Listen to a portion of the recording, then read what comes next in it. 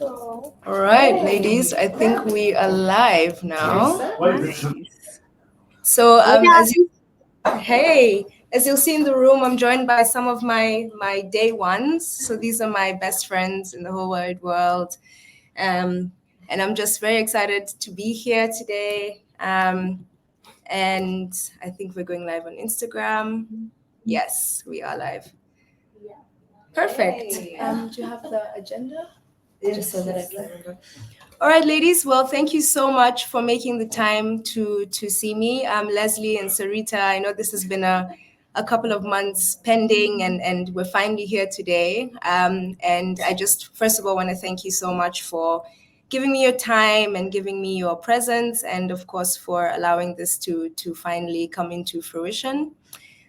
So I think that ultimately, I want to give a bit of a backstory as to how I actually ended up finding you guys. I love So, to know that too.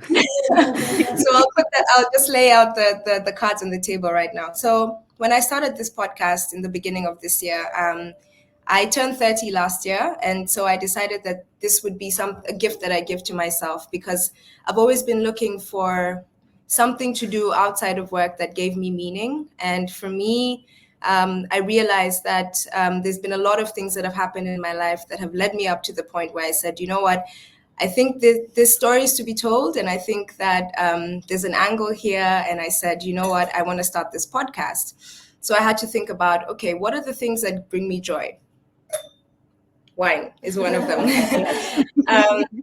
And aside from that, it's also the fact that there's been many people who've shaped my experiences, and we've been through quite a lot of experiences with these people, as you can see.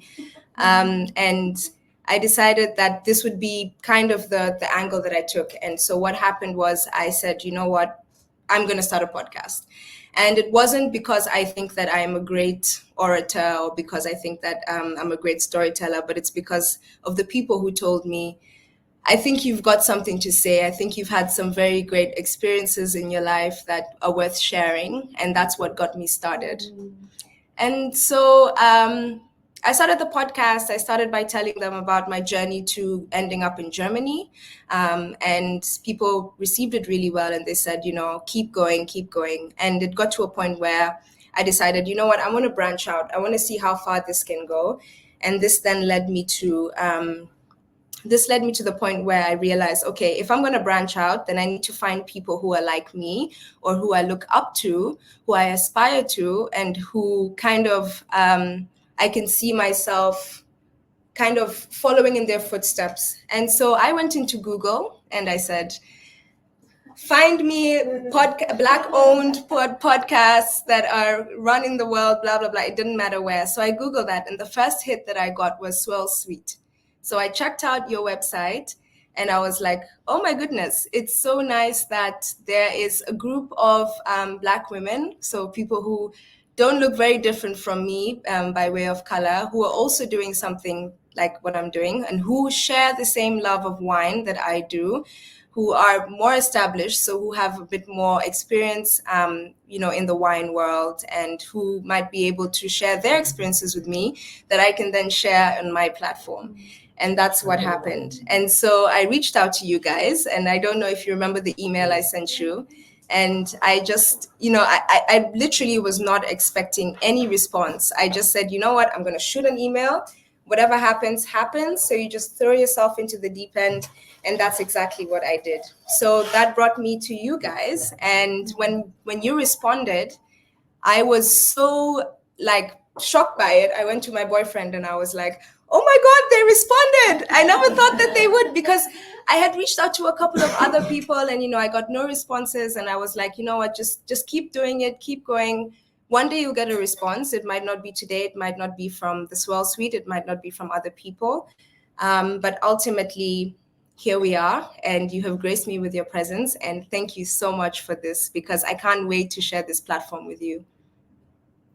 Well, first of all, there was no doubt in our minds. We get so many requests for people to be guests on our show. We never get invitations to be on the other side of the mic. So we were happy We were happy to join you. So this is great. And thank you for finding us, Googling. And I'm shocked that we popped up, but but Well, Listen, Google has never let us down. So for sure. exactly, and you were actually the first hit because I think you were featured. You were featured on another page, and it was kind of like people who are kind of breaking the barrier of the wine industry, right? And Yeah. I know just from seeing how things have gone that there's not many people who are representing, Black people, Black women within the wine field, and I guess that brings me to the opening kind of question. So, what is the background behind Swirl Suite? I know that Sarita, you you started the podcast. If please correct me if I'm wrong. Mhm. And I know that Leslie, you also have a very big kind of following and a big pull in the wine industry. And of course, I read up on you guys and I listened to a few of your podcasts, and I really really loved them. And it really just affirmed the reason why I reached out to you, which was because I felt like, you know what, I could look up to you guys as mentors in this whole journey. And so I'm very curious to know what your journey has been that has brought you to here. So I'll start and then I'll just let Leslie jump in. So I was working at a winery in Maryland, and Leslie was doing research for her business. So I think I've been working at that winery for about 4 years, and Leslie walked through the door and I saw this beautiful Black face in this crowd of white people, and I was like, "Come over here." And I did her tasting, and we realized that we didn't live far from each other. We became buddies after that, and we started to network with each other. And her business took off in wine tourism, and I was trying to decide what I was going to do, and I began writing about wine. And the more seasoned that we became in this industry, we started to meet a lot more people, a lot more Black people who, and Black women in this case. And through Leslie, I met Tanisha. Through Tanisha, I met Glennis. And we just really started to bond with each other. And we were just wine nerding out all the time, showing up at events. And I was like, this is really a thing. We should just start a YouTube show. So we started a YouTube show. It was very raw. We got on like maybe twice a month and just talked about wine. And then podcasting became a thing. And we turned that audio into a podcast, and we became the Swirl Suite. And that was almost 10 years ago. So we've been doing this for a long time. Wow. Okay, 10 years. You guys are not fresh in the game like me. You're a bit more seasoned than I am. But again, as I said, I think I kind of figured that out after researching you guys that this would be the case. And I think what's really nice is that often when people were starting out in this field, it can be very intimidating. And what I've seen in the past is that sometimes as somebody who's kind of trying to get their foot in the door, they're not received very well by people who've kind of established it and or kind of gotten their foot in the door and have kind of figured out their own flow. And by virtue of the fact that you guys were able to kind of let me into this space is really good, because I think we have a responsibility to ourselves as wine lovers, but to other aspiring podcasters within the space, other Black people and Black women within the space, to kind of get the ball rolling here. And so ultimately, that's exactly what brought me here. So so you mentioned it's been 10 years.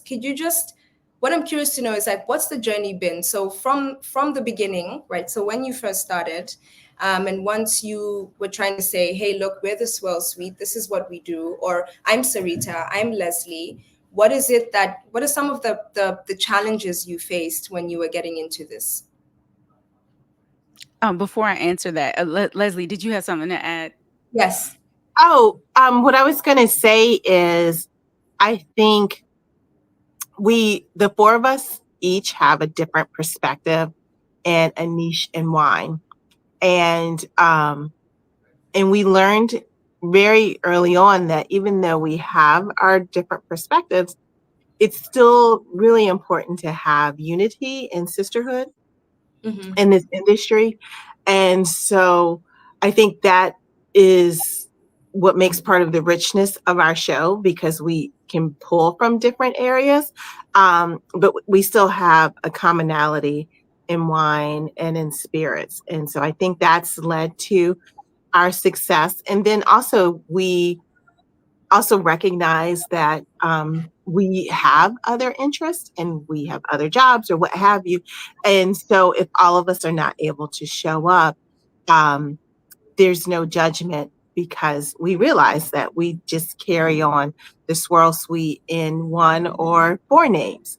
So I think that's led to part of our longevity, because we're understanding and forgiving of everyone's schedule and interest. Yeah, which I think is great, because also kind of explains why there's four of you within Swell Suite, right? So I mean, there's two of you who are here, and I think it's great that you can kind of divide your time. And I think what's really cool about kind of having a multi-people podcast is that you're able to represent, your podcasts in different capacities, right? So from what Sarita kind of told me is that you guys travel quite a lot and you have presence in different countries. And what I'm curious to know is, like, how does, and I'm going to bring this back now to the beautiful liquid that sits within our glass. How does how do you feel like wine, you kind of embody wine in your day-to-day life? I mean, I don't mean drink it, because obviously I don't think that you're alcoholics or anything. That's counter to what I'm trying to say here. But by virtue of the fact that you do love what you do and you are doing this and you are passionate about wine, how does wine play a role in your day-to-day life? I'll let you go first, Sarita. I look at wine at this point as an accessory. So just like someone who would collect watches or hats or what have you, it's a big part of my life. So that's how I look at it right now, and that's why it's it's such a passion to keep studying it, because it's this industry is ever evolving. There are always going to be new artists creating new wines. So I consider it an accessory. Okay, very nice accessory. Parking that. I I apologize. I thought it would be great to sit outside, but I realized that I'm over a flight pattern and I've just counted 10 airplanes going by. So if you hear that background noise, I'm so sorry. I don't think But I look at it as story and history. I I often lead a lot of wine tastings, and I realize that the ones that are most successful are not the ones where I'm nerding out and talking about the slope and the terroir, but it's more about the people and the story behind people. And so I look at wine as a way to bridge gaps for people who have a love for wine, but are not over the top and consider themselves like true aficionados. So that's how I look at wine on a daily basis. Nice. Okay, so I'll share my 2 cents here. So for me, a little background, and the person who's just entered the room, she's my cousin, and I think I mentioned her in one of the emails. So she also just recently did a little wine sommelier course, and she's also very passionate about wine. And the very interesting thing is that I think from a very young age, so even with my parents, wine has always kind of featured in our lives. So not me drinking it when I was 12 or anything, but kind of us kind of us we were so cultured to it that I would see my parents drinking wine, and there was always a curiosity behind it. And my dad always used to say, you drink wine for the heart and not for the head, right? So kind of saying, you can kind of marry wine into your everyday life, not as something that you do to kind of forget that you have problems in your life or something, but to kind of, as you said, Sarita, add an accessory into your life. And what this has brought me to in my adult life is to the point where I'm able to really appreciate what goes into the making of wines, what the ultimate kind of end result is when you're drinking good wine. And very interestingly, I think it was a very key moment in my life when I realized, when I was old enough to actually drink, and even at the point when I think I was like pretty young and I was in university, and at that point it's all about drinking and it's all about getting drunk.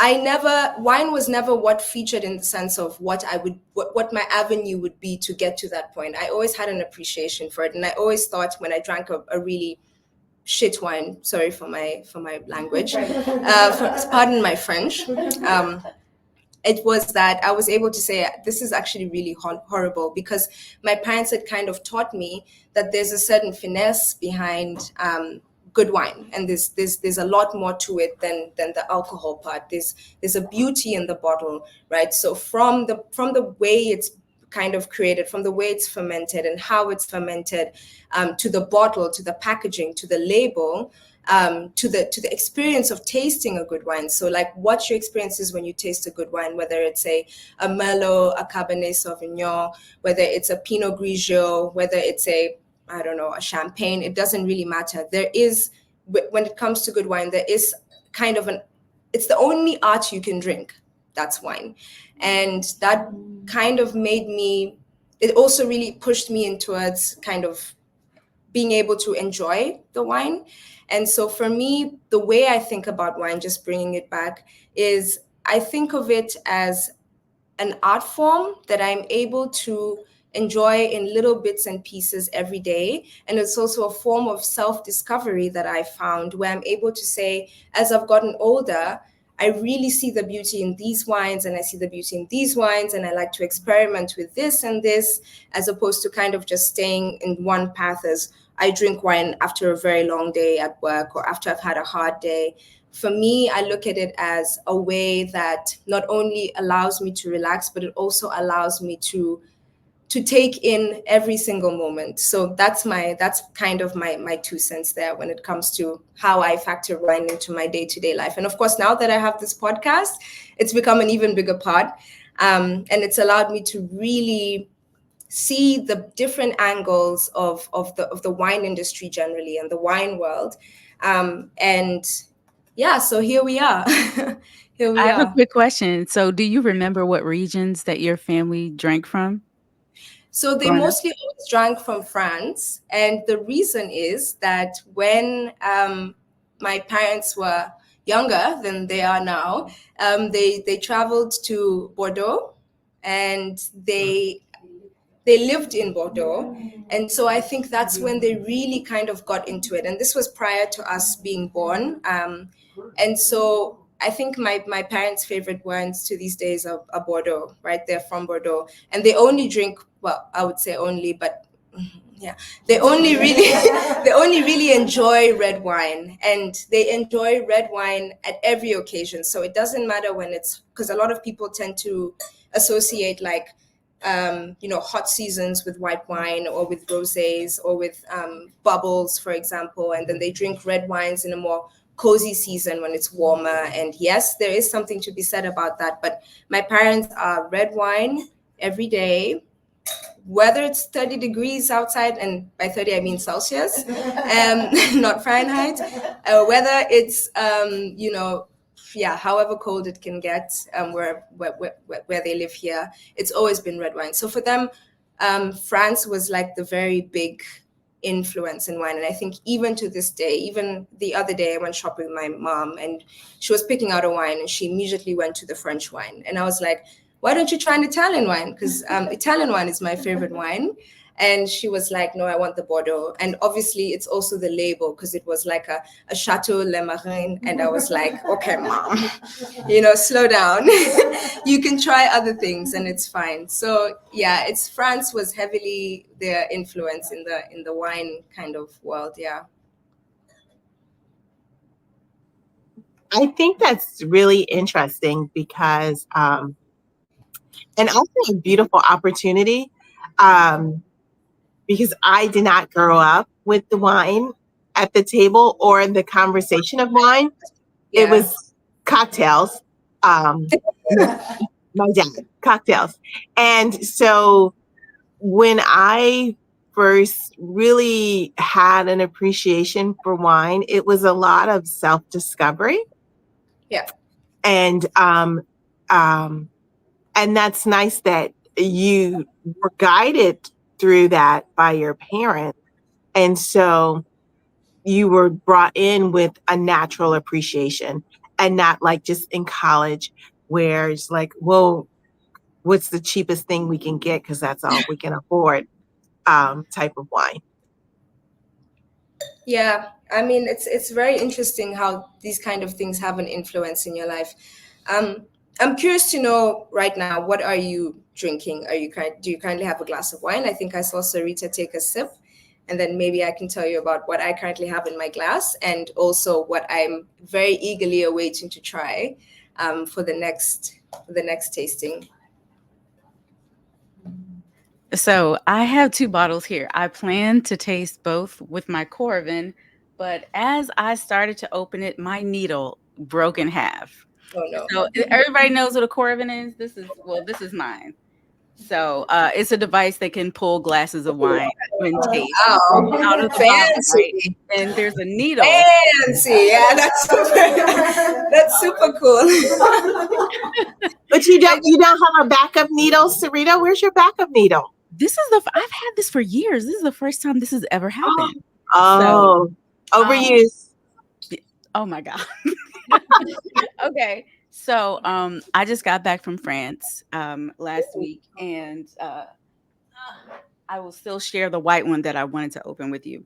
So our first stop in the wine tour that I was on was Burgundy. And this was my first time having Aligoté. So Aligoté is a white Burgundy grape. It's like the other white grape other than Chardonnay. But this was like, guys, this was like €6.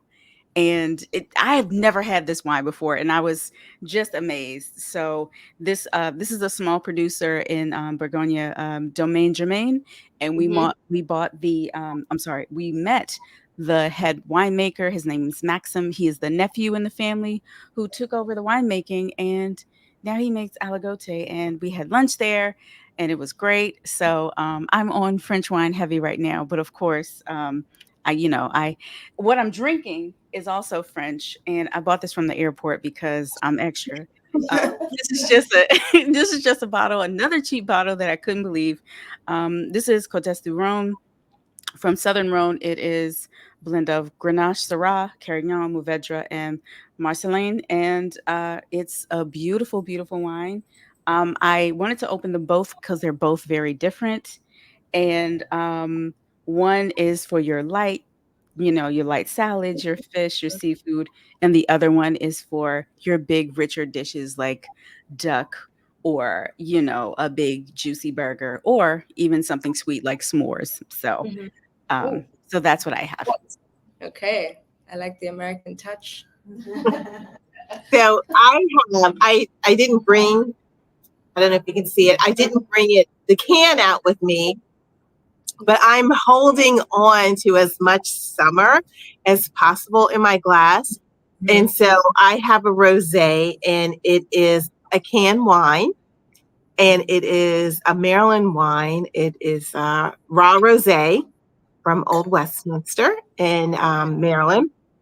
And they were the first people to make canned wine in the state of Maryland. And yes, the state of Maryland, we do have grapes here. And it is a Cab Franc. Is the grape. It is a Cab Franc, and it's nice. And Cab Francs, are sometimes bitey and have really strong green influence, and that comes through the raw rosé. And I don't know if you noticed, but it had a whole lot of skin contact, because look at that color that they have there. But it's great, and it has a little effervescence in it, not a lot, but just enough fizz to make it interesting. Very nice. Okay, so I found this wine in a little Italian shop here in Nairobi, Kenya, and it is a Reserva, so it is an Italian wine. And because wine in Kenya is very expensive, for the price point that I got it, I'm very surprised because it's a 2018 vintage, and I'm very eager to try it out. So basically, I have no idea what I'm about to get myself into. I am not a wine sommelier, not yet. Soon, hopefully, but I think that I don't think I need to be one to know that I'm going to enjoy a good wine. I scanned it on this app. It's called Vivino. I don't know if you've ever used it, and it was a 4, and the 4 is very good rating on the app. So I'm about to try it for the first time live with you, wonderful ladies. So let's see what this is. It's been airing for the last, I would say, 20 minutes. So let's see what's about to happen here. All right, would you guys like some? So let's see.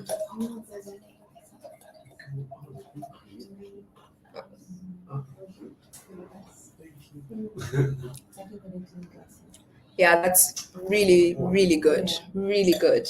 And surprisingly, for what I paid for it, I know that I could have gotten it for cheaper if I was in Europe, but I got it for the price point that I got it here. So it was about, I would say, $15, I would say, but it could have been cheaper. I know if I'd gotten it elsewhere, it would have been cheaper.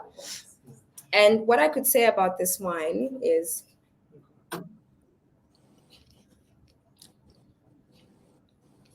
yeah, sorry. It's definitely a heavier wine. So I definitely would pair this with the red meats, with the red meats. It's more of it's very heavy. It kind of just fills out your whole, face, and it's kind of very warm as well in the chest. It's very nice. I really like it. So I found this, and I think that this is a testament to what I really believe is that you don't have to break the bank to enjoy a good wine. I've never believed that you have to pay exorbitant amounts of money to enjoy a good wine, and I think this is a testament to that. Yeah, and again, Italian wines for me, it's smooth, isn't it? It's very smooth. And I feel like something that also really struck me is that you ladies clearly have a lot of experience. You're all kind of qualified within your art. You all know what it is that makes a good wine versus what makes a good wine. You've traveled to different wine regions in the world, and I know that's something that you do within your capacity. And I because of the fact that you are in an industry where there's a lot of stiff upper lip kind of, opinions on who should be drinking wine or who can really appreciate wines, or bougie, let's say bougie. I'm just going to drop that term here. I'm very curious to know what your take is on finding a good wine and whether you share the same beliefs as I do when it comes to, do you need to pay $200 north to get a good wine, or can you buy a $20 to $40, dollar bottle of wine to really enjoy a good wine? What has been your experience as people kind of stepping into this space? So I always tell people you drink what you like, mm-hmm. because the gradations of wine will come, right? Mm-hmm. But most people who are casual wine drinkers, they just want something that they can enjoy with their girlfriends or at a nice meal.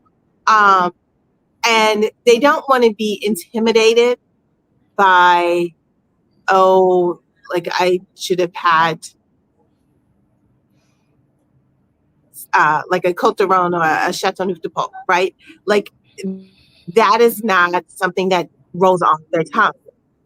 So if somebody is just getting into wine, or somebody's been drinking wine, but they want to expand their palate, I always say, like, take a look at the bottles that you that your wine is from and the region that it is, and explore that particular region, because you obviously like that wine from that particular region, and branch out there and see what you like.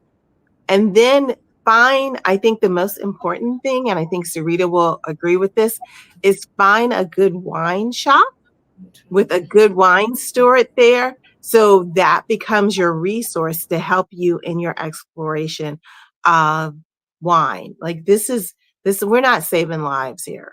We shouldn't treat it like this is brain surgery. This is something that you should enjoy. And so work with the tools. There's so many vast tools around here that you can enjoy. And you can get a $5 bottle of wine that is enjoyable as much as a $200 bottle of wine.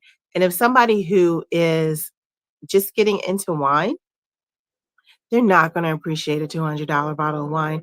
You might as well just add ginger ale to whatever you're pouring for them, and they'll enjoy that more than that $200 bottle of wine. Yep. I completely agree.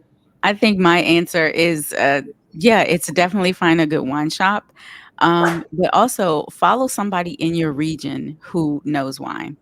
So if you're going to follow, like if you lived in DC and you followed me and Leslie, we talk about wine all the time. Leslie has a wine club. So her wine club is full of great wines. And even if you can't really afford a wine club, you can look at the bottles on the website and try to find the wine. So there are always ways around finding great wine for your particular price point. But the wine shop is key. If you go in there, it's gonna be like a Cheers. Oh wait, do y'all know what a Cheers is? Like Cheers, like the old show, Cheers. Everybody knows your name, kind of thing. so, so anyway, find you a good wine shop and get to know a steward there, and they will really show you how to develop your palate, and you'll find some great wines, and then you'll start to understand why that wine on the top shelf is $200, and it might not be your jam, or it might be, but that's how we learn tasting. True. Very true. And maybe just coming back to the Swirl Suite generally. So obviously you all met, you're all part of this collective. What has been, I guess, what has been the dynamic with you guys working together? How does it all kind of come together? I know you all have your own things going within your own like capacities. I checked out all your pages, did a little stalking, and you obviously have the Swirl Suite, right? And this is where you all come together. So what is the dynamic with you guys working like how does it all kind of tie into to this?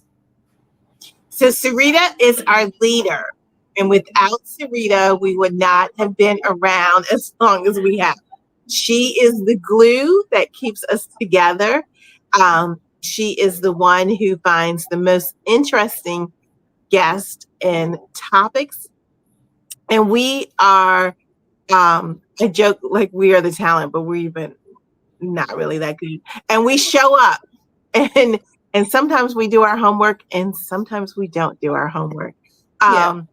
But wherever one of us is weak, someone is strong, and they're able to relate to the guest. I think that, and I'll stop talking. I think that's part of our success, because we bring in different perspectives or what have you. So if there's a guest that maybe one of us, we can't really relate to the topic, there's always somebody else there who has vibe with that guest, and so there's not a lull in conversation. Okay. That's exact. Well, I mean, I would never say all those things about myself. I think we each contribute something great to the podcast. But I mean, I do the back work, find the guests and sort of, send the emails, all the boring stuff. But when the girls show up, and we each have our little like fan club stalkers, and it's really cute. And people follow us for a really specific reason, and a lot of times it's our camaraderie together. And some of our fans don't even like us interviewing people, they just want to hear us talk.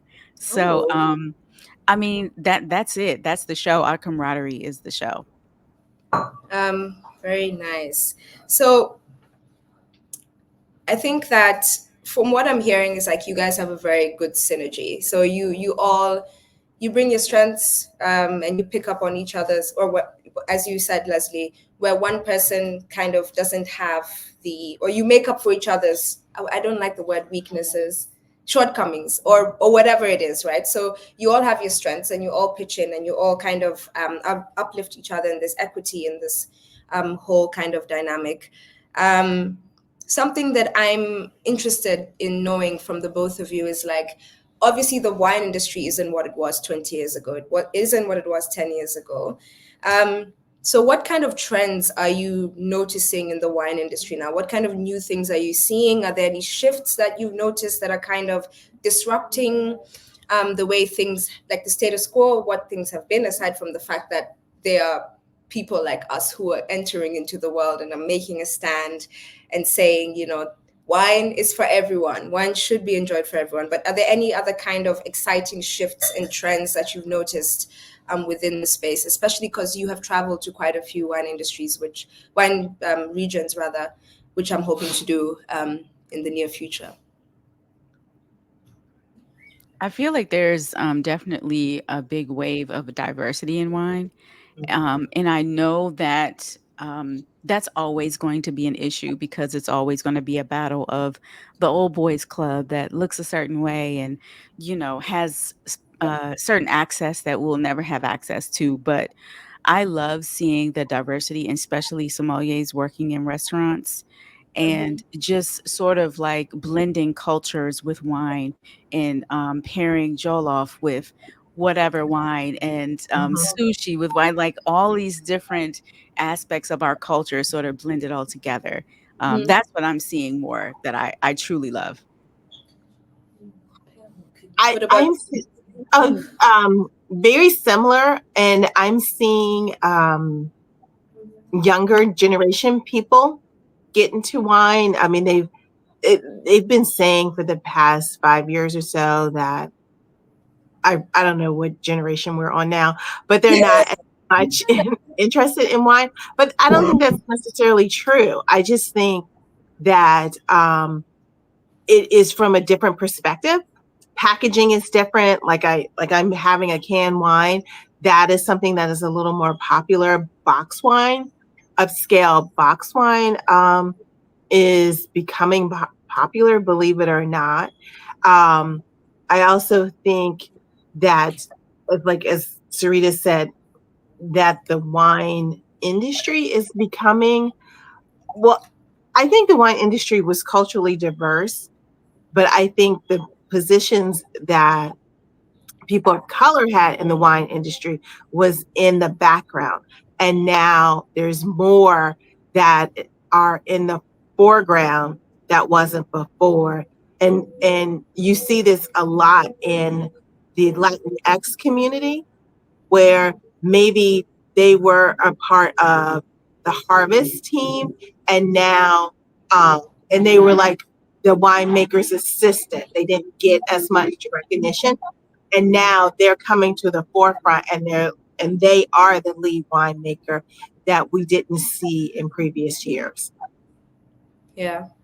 No, these are very interesting perspectives. I think that personally for me, what I'm seeing in my 2 minutes of being in the wine world is that give yourself 5 minutes. You're 5 minutes. Okay, 5. I can probably, well, I shouldn't say that. I'm not a Gen Z. I would say I put myself in the millennial space. Yes, I still am. No. I'm 31 years old. I am not I'm not a spring chicken, Zillennial. Okay. We have Gen Alpha, who are a whole different thing, but anyway, we're not there yet. What I've seen is that there's also this whole, and I think I spoke about this in one of my episodes, there's a green kind of, I wouldn't say green wine because it's not actually green, but a take towards organic wines, or having wines that are less processed. So what are they called? The organic wines. Yes, they're called. It's called the green wine revolution, right? And so sustainability is a big movement. Exactly. and also different wines. So I recently also discovered orange wine, right? So I didn't know. Yeah, no, I really did. Yeah, my audience are calling me out. So yeah, I recently discovered orange wine, and because I've also never been much of a kind of white wine rosé drinker, I've always, because I followed in the footsteps of my parents, where my love is more towards red wine. Personally, I just think there's more to play with there. Discovering orange wine was also a very kind of novel experience for me, and I really do enjoy the orange wines that I have tasted, which was one. So I don't really have much to say about that, but I enjoyed it. The bottom line is it was good, it was crisp, it was perfect for a hot summer's day. And what I'm seeing is that there's also a lot of sustainable wine breweries, wineries that are coming up. And we're I've seen a shift in how people are thinking. And funnily enough, literally a couple of hours before we started this, somebody reached out to me on Instagram, and they were like, do you know anything about non-alcoholic wines? And in my head, I'm like, but what's the point, right? But also there is a big demographic of people who don't drink alcohol, who would love to enjoy the experience of wines.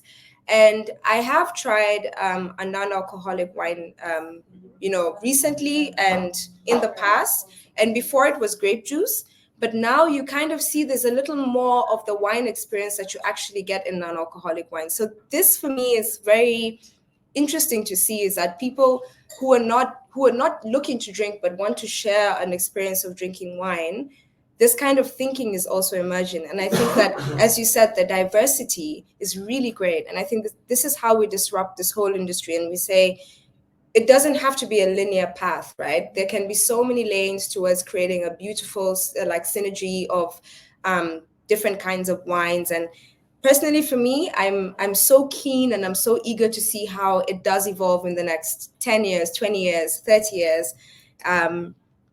And yeah, I would say that that's been my experience with seeing what things have evolved, even from my 5 minutes of being in this space. We have the non-alcoholic conversation a lot. Yeah. And Leslie has 2 in her wine club. And when I made my last order in her wine club, she was like, yeah, the non-alcoholic one is there. Yeah, you should try it. Girl, I had that thing in my inbox. And I said, I cannot do it. It's $20. I refuse. Yeah. I refuse. It's the same price as the other wine that I'm getting. And I couldn't It is.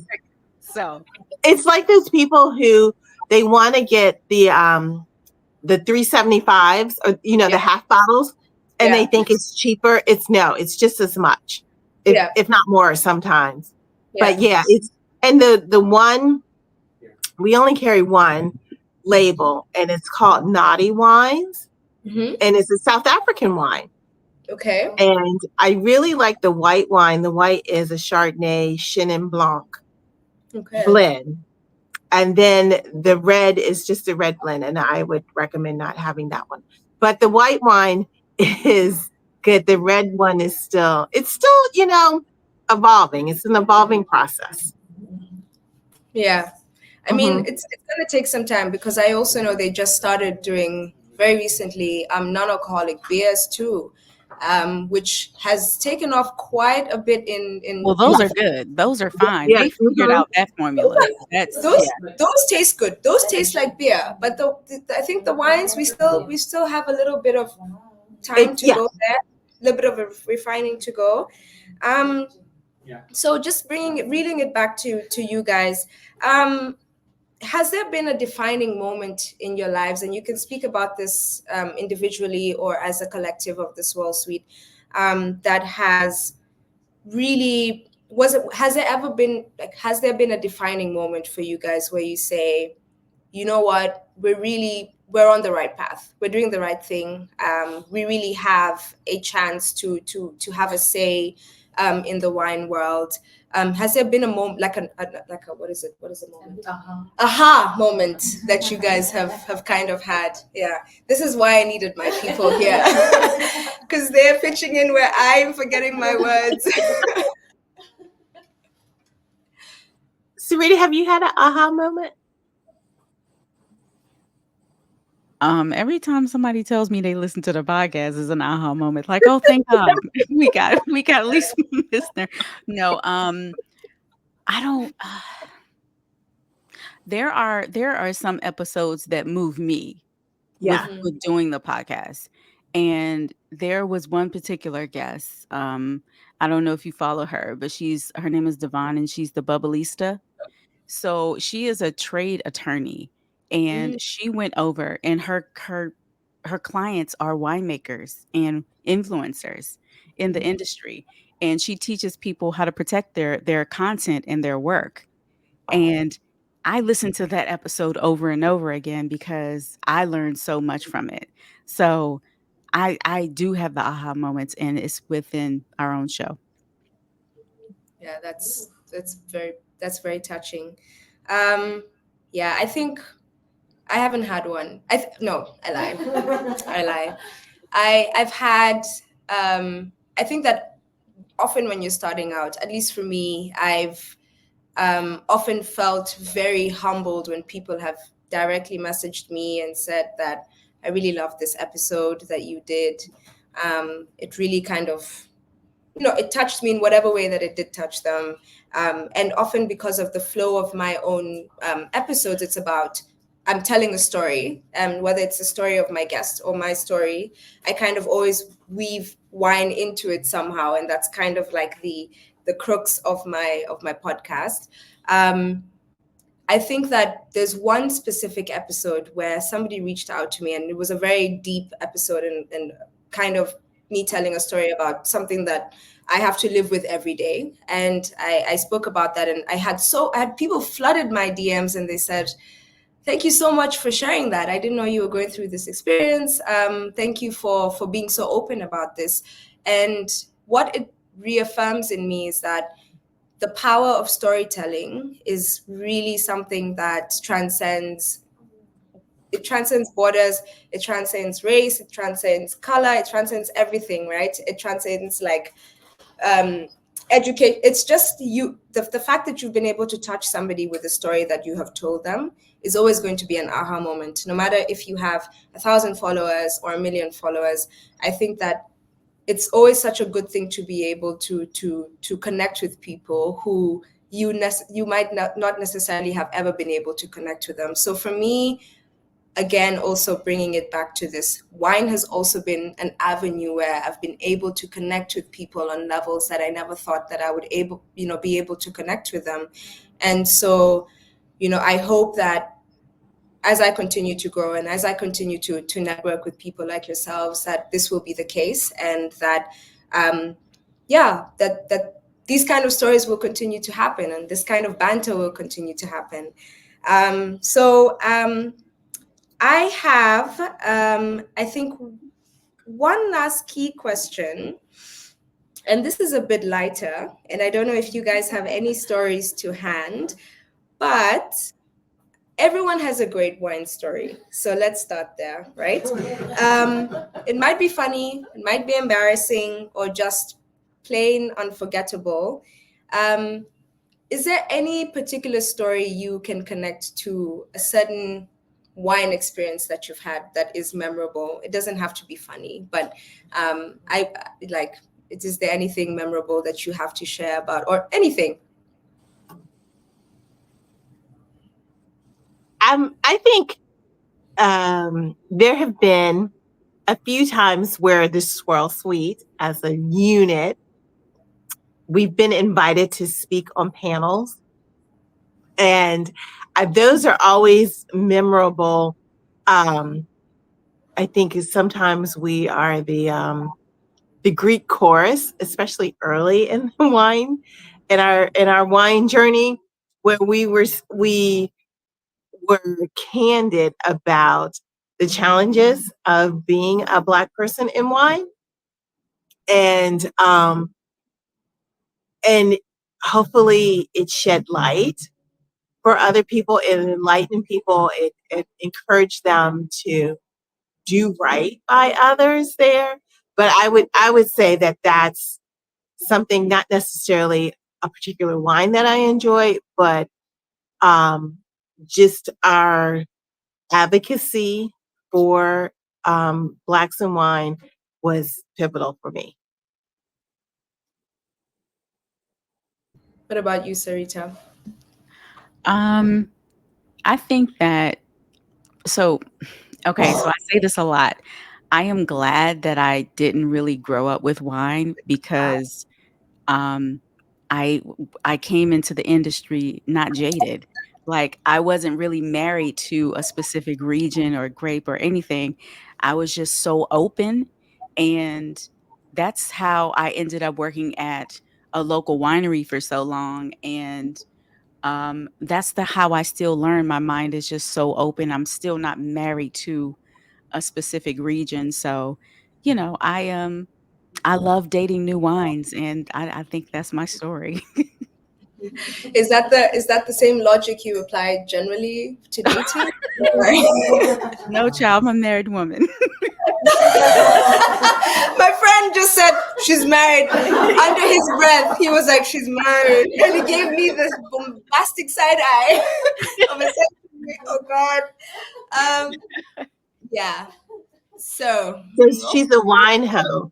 HEAUX. That works. I'll receive that. Beautiful. It's beautiful. So yeah, I think my final question to you wonderful ladies is like, what advice would you give to somebody like me who's kind of just getting their foot into the door, trying to get their foot into the door, someone who's just starting to explore this world and yeah, just based on your own experiences, are there any kind of tips or like advice you would share and give to me or anyone who's listening as to your experiences and your learnings? Are there any like key things you could say? Do this, do not do this, do not do that. My main one is don't be afraid to build your own community.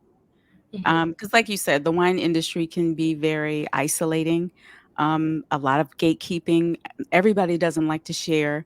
But don't be afraid to just like build around you. That's kind of what happened with all of us. It was very organic the way it happened, but don't be afraid to say, hey, I'm going to go into a wine shop. I'm going to meet a new friend on wine. I'm going to, join a networking group to figure out how to find your community.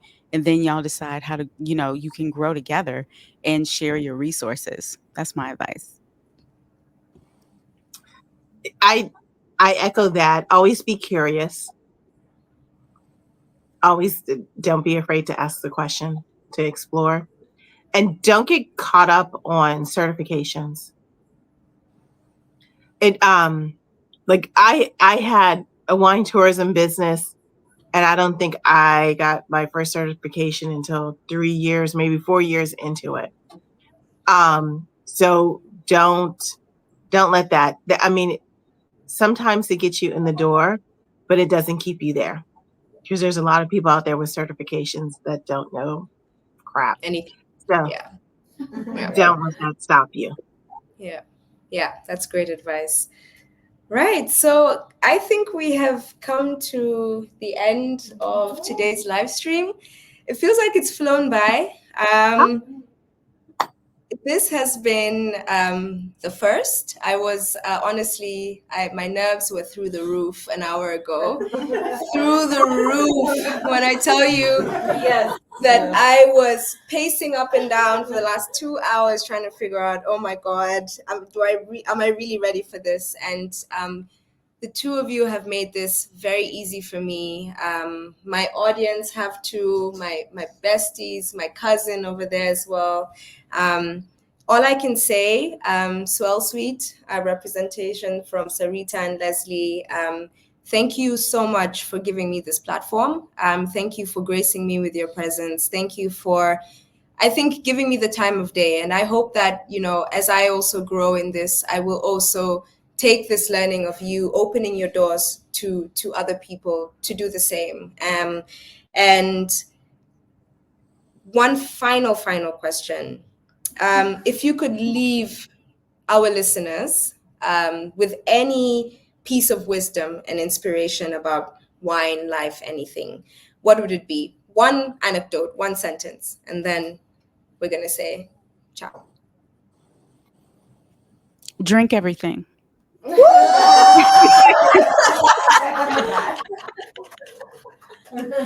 Oh yeah. Yeah, I would say don't be wine bullied. Drink what you like. I hear that. Thank you, ladies, so much. And we'll do one last toast to you. Cheers. Thank you, ladies, so much. And cheers. And thank you for giving us an aha moment.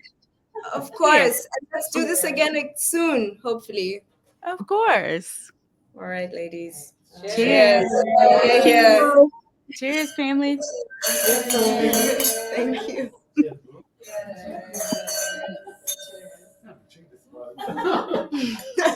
All right, ladies, have a wonderful day. Thank you. And yeah, good luck with everything. And hopefully you too. Thank Congratulations you. on your podcast. Thank you. Thank you so much. Right. Bye-bye. Bye-bye.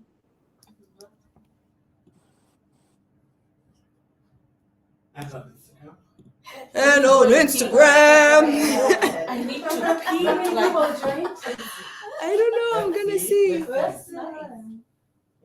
How do you see that? We look funny. I know.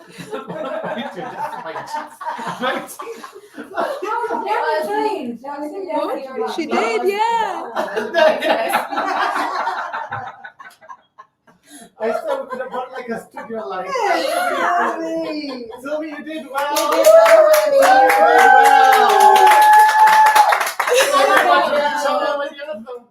All the flowers, Did you hear me go say?